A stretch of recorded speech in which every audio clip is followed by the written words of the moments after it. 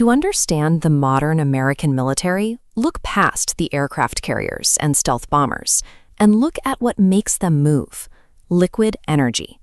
This chart illustrates daily petroleum consumption. When stacked against national totals, the U.S. military alone burns through more barrels every day than the entire populations of countries like Portugal or Peru. Projecting force across oceans requires a constant, uninterrupted pipeline of crude.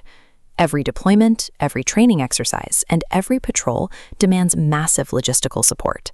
That incredible reach creates an obvious vulnerability. If the supply chains run dry, the entire apparatus grinds to a halt. To solve this, mid-century planners looked to the Arabian Peninsula. They forged early, deep ties with Saudi Arabia to secure the tap. The terms were straightforward. The United States guaranteed military protection for the Saudi royal family, and in exchange, American forces received guaranteed, preferential access to some of the richest oil wells on Earth.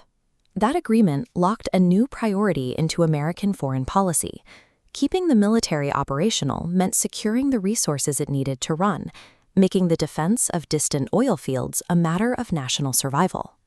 By the late 20th century, this arrangement evolved from a mutually beneficial trade agreement into formal military strategy.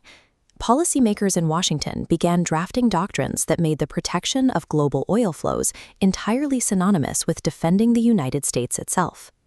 The domestic economy was now deeply intertwined with the global market. Any disruption or localized conflict in the Middle East that caused oil output to drop would immediately trigger economic shocks back home.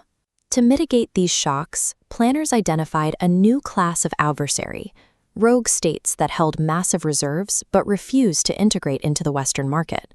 Their lack of cooperation made them the primary targets for geopolitical disruption.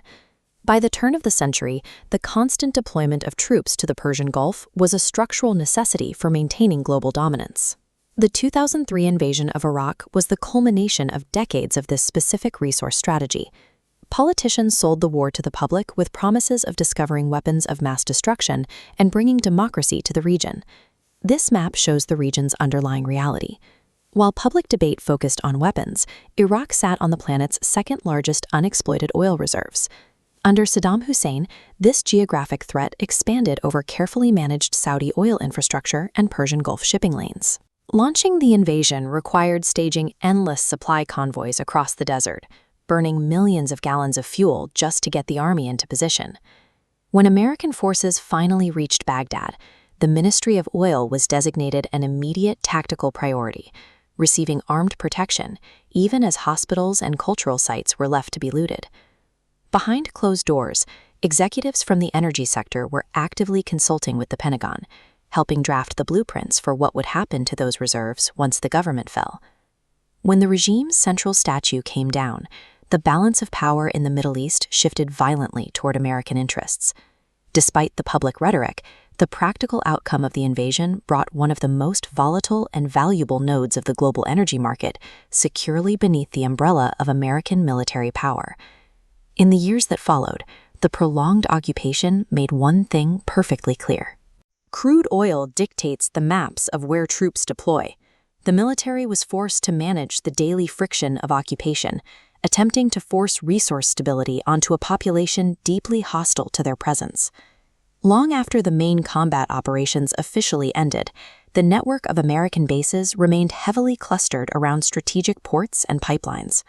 Today, global markets are beginning the long, slow transition toward renewable energy, but we are locked into a path dependency. You cannot simply walk away from these vast, entrenched systems of extraction and refinement that cost trillions to build and secure. Thousands of service members remain stationed across the region right now, holding positions designed to uphold a strategic doctrine drafted half a century ago. The American military uses petroleum to fight its wars, but over the last 50 years, securing that petroleum became the reason those wars were fought.